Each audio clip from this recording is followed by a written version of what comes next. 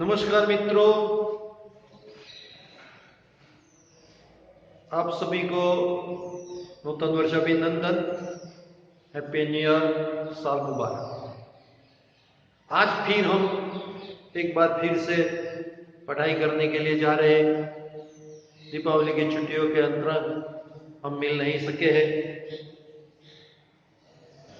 लगता था शायद 23 तारीख से आज से ही हम एक बार फिर से मिलने के लिए जरूर उपस्थित होंगे। अफसोस हाल की ये कोरोना महामारी के अंदर और भी व्याप बढ़ गया है, सो हम नहीं मिल रहे हैं। प्रत्यक्ष रूप से, परोक्ष रूप से, यूट्यूब के माध्यम से, माइक्रोसॉफ्ट टीम की लिंक के माध्यम से हम मिलने की जरूर कोशिश करेंगे, मिलते रहेंगे और पढ़ते रहेंगे। शायद बहुत ही उम्मीद थी, मगर हम नहीं मिल रहे तो कोई बात नहीं, अफसोस करने की जरूरत नहीं। जो भी परिस्थिति आज हमारे सामने उपस्थित हुई है उसका हमें मुकाबला करने का ही है, डटकर मुकाबला करने का है। कक्षा 12 है हमारी मित्रों, चाहे स्कूल चालू हो या न हो, अभ्यासक्रम मैंने आपको पहले भी दे दिया है। जितने पाठ और काव्य इसमें से कम हुए हैं उसका भी ब्यौरा दे दिया है, और इस हिसाब से हमें लिंक के माध्यम से और यूट्यूब के माध्यम से पढ़ना है। पढ़ते रहेंगे, चाहे स्कूल में आना हो या न हो। इतना आपको जरूर याद रखने का है कि अप्रैल में या मई महीने में परीक्षा होने वाली है। 12वीं कक्षा की जरूर होंगी और परीक्षा आपको देनी भी पड़ेगी। अगर परीक्षा देनी है तो पढ़ना पड़ेगा। पढ़ना है, पढ़ने के लिए जब प्रत्यक्ष हम नहीं मिल सकते, हम रूबरू नहीं मिल सकते, तो इस माध्यम से हम मिलते रहेंगे और पढ़ते रहेंगे। आगे भी हमने घर अकेली कहानियों के, निबंध के वीडियो दिए और आपने अच्छी मात्रा में पढ़े भी हैं। मैंने देखा कि आपने उसका बहुत ही अच्छी तरह अध्ययन किया है।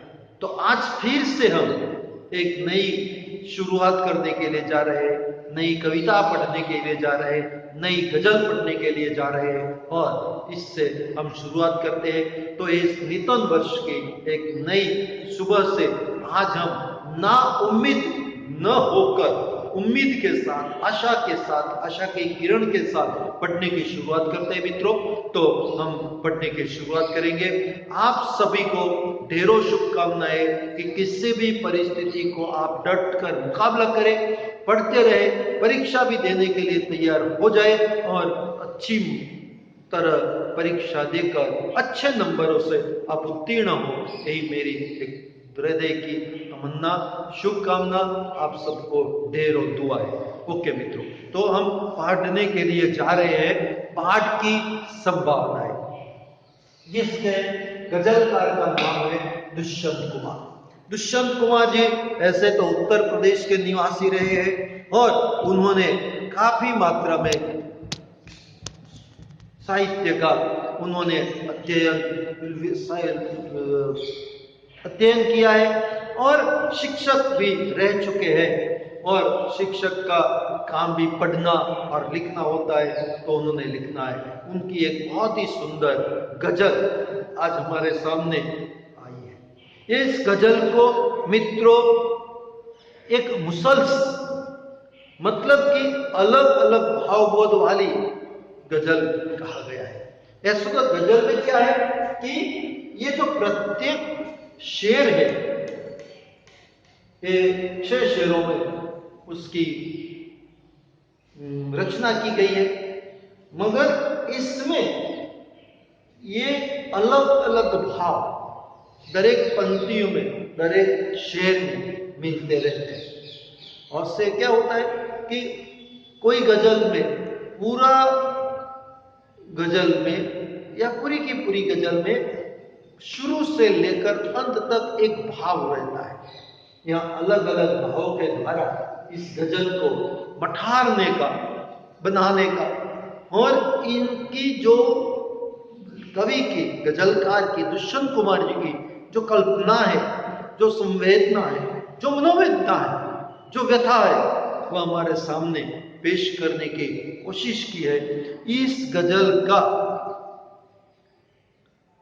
मूलतः भाव ये रहा है, हम किसी भी प्रकार से ना उम्मीद न हो, मतलब कि आशा की जो हमारे दिल में एक भावना है, उस भावना को कभी न छोड़े, उम्मीद को बरकरार रखे, चाहे कैसी भी परिस्थिति क्यों न हो, मगर ना उम्मीद न हो, उम्मीद रखे, और आशा की एक हल्की सी किरण भी हमें दिखाई देगी। चंद्रकांत मेहता ने भी मेरे साथ साथ चल रही किरण में बताया है कि आप चाहे कहीं भी जाए, किसी भी परिस्थिति में, किसी भी संकट में आ जाए, मगर आपके साथ आशा की किरण चलती रहती है। जिस प्रकार हम यहाँ आए, प्रत्यक्ष रूप से हम सूर्य की किरण नहीं ले सकते, मगर परोक्ष रूप से उजियाले के रूप में भी हमें सूर्य के प्रकाश से आशा की किरण, सूर्य की किरण मिलती है। तो उसी प्रकार किसी भी संकट में भी आशा की किरण आपको मिलती रहे। तो ये बात यहाँ गजल के रूप में बताई है। पहले तो हम उसका पठन करते हैं और फिर बाद में पढ़ेंगे। बाढ़ की संभावनाएं सामने हैं और नदियों के किनारे घर बने हैं। चीड़ वन में औषधियों की बात मत कर, इन दरख्तों के बहुत नाजुक तने हैं।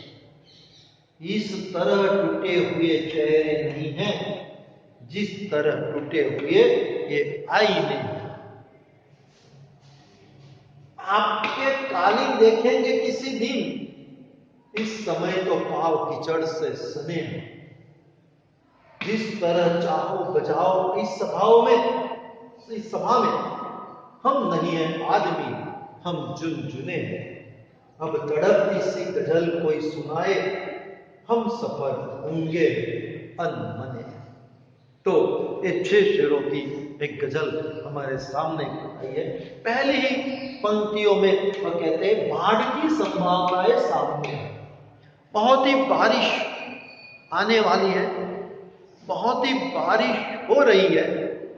नदियों में बाढ़, गुजराती जिसे में पानी में नदीનું પૂર કહીએ છીએ, तो नदियों में बाढ़ की बहुत संभावना है। अब बाढ़ जब आती है तो हमें पता है, हमें टीवी के माध्यम से, रेडियो के माध्यम से, किसी भी प्रकार के माध्यम से समाचार दिया जाता है कि भाई बाढ़ आने वाली है। तो नदी के किनारे रहने वाले लोग आसपास से दूर हट जाए, क्योंकि नदी के किनारे पर रहने वाले लोगों के घर है, किसी प्रकार का सामान है या कोई भी प्रकार है, उसको नुकसान होने की पूरी संभावना है, यानी कि जान को भी नुकसान होने की संभावना है। इसीलिए उनको सलामत जगह पर रखा जाता है या तो सलामत जगह पर चले जाने के लिए कहना आता है। तो बाढ़ की संभावनाएं सामने है और नदियों के किनारे घर बने। मित्रों, इतनी सारी तकलीफों है, परेशानियां है, मुसीबतें सामने है, फिर भी ये आदमी है कि परिस्थितियों से मुकाबला करना चाहता है और नदियों के किनारे घर बने हुए वह निवास करते हैं।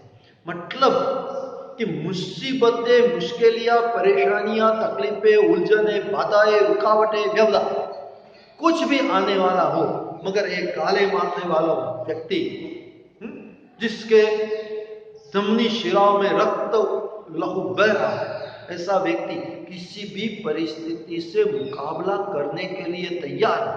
बाढ़ आएगी तो आएगी, घर बनाने के लिए वह तैयार है, वह रहने के लिए वह तैयार है। मतलब कि परिस्थितियों से जूझना पड़ेगा। परिस्थितियों के सामने नतमस्तक होकर हारने की बात नहीं है। परिस्थिति का मुकाबला करके विकट से विकट परिस्थिति में भी हौसला रखने की बात यहाँ हमारे सामने कवि करते हैं कि बाढ़ की संभावनाएं सामने है और नदियों के किनारे घर बने हुए, तो कैसी भी परिस्थिति विकट आए मगर इससे मुकाबला करने के लिए तैयार रहते हैं। आपके लिए भी मैं ये संदेश देना चाहता हूं मित्रों कि पढ़ाई हो ना या हो, परीक्षा तो आने ही वाली है, तो परीक्षा की तैयारी के लिए अगर स्कूल में न जाए पर पढ़कर भी हम परीक्षा दे, इसके लिए हम तैयार रहने वाले हैं। नदी के किनारे घर बनाए, हम परीक्षा के लिए हमें तैयार रहना है। चीड़ वन में औषधियों की बात मत कर, इन दरख्तों के बहुत नाजुक तने हैं। चीड़ वन में, तो मित्रों जहां बर्फीला प्रदेश होता है, पहाड़ी इलाका रहता है, इसमें चीड़ नामक पेड़ होते हैं। ये पेड़ बड़े बड़े ऊंचे ऊंचे होते हैं। इस पेड़ों में से एक प्रकार का चिकना पदार्थ बहता रहता है, उसे गोंद कहते हैं, उसे गुंदर कहते हैं, उसका टर्पेंटाइन बनाने में उपयोग में लेते हैं। ये बहुत ही लिच्छा रहता है, तो फिसलने की पूरी संभावना रहती है। चीड़ वन में औषधि की बात मत कर। ऐसे तो जंगल में काफी प्रकार की औषधियां बनती रहती है और इन औषधियों से, जड़ी बूटियों से हमारा पूरा आयुर्वेद विज्ञान या मेडिकल साइंस बना हुआ है। और इसी वनस्पतियों में से, बोटोनिक गार्डन में से वनस्पतियां उगाकर और इसमें से जड़ी बूटियों में से हमारी दवाइयां बनती है और हमारी स्वस्थता रहती है। तो इस चीड़ वन में औषधियों की बात मत कर, वहां औषधियों की बात करने की जरूरत नहीं है। यहां तो औषधियों की आवश्यकता रखने की जरूरत नहीं है। तो क्योंकि इन दरख्तों के बहुत नाजुक तने, दरख्त यानी कि पेड़, इस पेड़ के बहुत ही नाजुक तने हैं, यानी कि डालियां बहुत ही नाजुक है। इस डाली पर बैठकर हम दूसरी डाली पर नहीं जा सकते, बहुत नाजुक है। या इस माध्यम से कोई ऐसे भी लोग होते हैं कि जिस पर हम ज्यादा भरोसा नहीं कर सकते या किसी भी प्रकार की सहायता की हम बात नहीं कर सकते, बहुत ही नाजुक लोग होते हैं।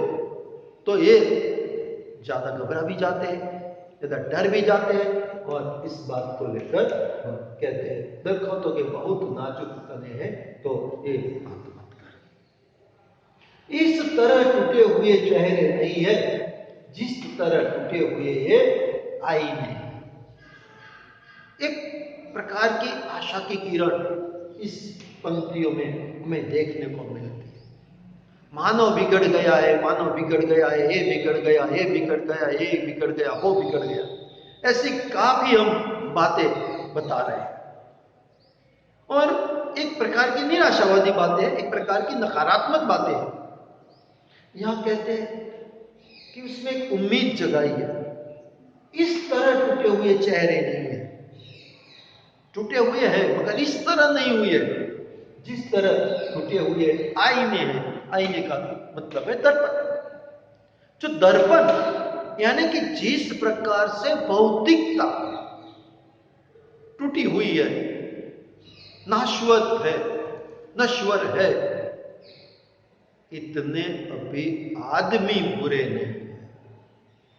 मतलब कि आदमी के दिलों के अंदर अभी भी शाश्वत गुण है, मानवता है, परोपकारिता है, रुजुता है, कोमलता है, आर्द्रता है, परोपकारिता है। ये सारे गुण अभी भी मानवों के अंदर है।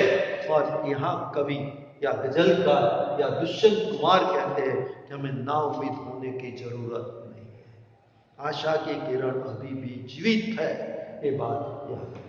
इस तरह टूटे हुए चेहरे नहीं है, मतलब कि इतनी सारी दुनिया अभी बिगड़ी नहीं है, इतने सारे लोग अभी बिगड़े नहीं है, इसमें भी जिंदा रहने की, जीवन बसर करने की अभी भी गुंजाइश है। जिस तरह आईने टूटे हुए, मतलब कि जो भौतिकता है इसके बदले शाश्वतता अभी भी जीवित है। ये बात यहाँ हमारे सामने बताते हैं। आगे की पंक्ति में कहते हैं, आपके कालीन देखेंगे किसी दिन।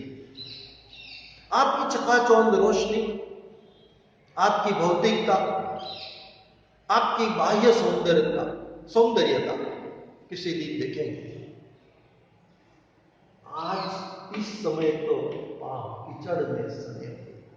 इस समय कालीन मतलब कि घर में फ्लोरिंग पर बिछाने का कीमती कारपेट, जिसे कालीन कहते हैं, बहुत ही कीमती है। वह हमें देखने के लिए अभी आने की आवश्यकता नहीं या अभी आने का अवसर नहीं, क्योंकि इस समय तो हमारे पांव कीचड़ में सने हुए।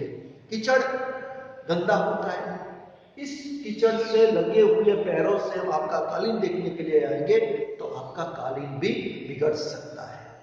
तो इस समय हम नहीं आ सकते, तो इसीलिए वह कहते हैं आपके कालीन देखेंगे किसी दिन। इस समय तो पांव कीचड़ से सने हुए, मतलब कि आज तो हम इस भौतिकता में नहीं पड़ सकते। हमारा जीवन जिस प्रकार गुजर बसर कर रहा है वही सही है। आपके कालीन हमारे सने हुए कीचड़ सने हुए पैरों से हम गंदा करना नहीं चाहते, हम बिगाड़ना नहीं चाहते, इस बात कहते हैं। जिस तरह चाहो बजाओ इस सभा में, हम नहीं है आदमी, हम झुनझुने। कभी कभार व्यक्ति को व्यक्ति की तरह, आदमी को आदमी की तरह, पुरुष को पुरुष की तरह या स्त्री को स्त्री की तरह या बच्चे को बच्चे की तरह नहीं पहचाना जाता है। एक वस्तु की तरह उसका उपयोग किया जाता है, एक मशीन की तरह उसका उपयोग किया जाता है, एक तुच्छ भाव इसके साथ रखा जाता है और इसकी सही बात को भी कोई सुनने के लिए तैयार नहीं होता है। क्या कहते हैं, जिस तरह चाहो बजाओ इस सभा में। काफी प्रकार से दूसरे के उद्धारों की बात करते रहते हैं, सभाओं में चिल्लाते रहते हैं और व्यक्तियों को किस प्रकार किस कदर हमने ऊपर उठाने की कोशिश की, इस बात को लेकर बातें करते रहते हैं। सभाओं में, जाहिर में, दूसरे लोगों के सामने व्यक्ति बेचारा कुछ नहीं बोल सकता। बोलने की इसकी शक्ति को छीन लिया होता है। जिस तरह चाहो बजाओ इस सभा में, हम आदमी नहीं, हम नहीं है आदमी, हम झुनझुने। झुनझुने का मतलब होता है एक खिलौना। खिलौना, और हम हमारी गुजराती भाषा में कहे तो छोटा बच्चा जब सोता नहीं है तो उसकी संगीत सुनाने के लिए घुघरा जो हम बजाते रहते हैं उसे कहते हैं। ये छोटा बच्चा भी उसको बजा सकता है, हम भी बजा सकते हैं, बड़े भी बजा सकते हैं, बूढ़े भी, कोई भी उसको बजा सकते हैं। तो ऐसे पीड़ित आदमियों को, परेशान व्यक्तियों को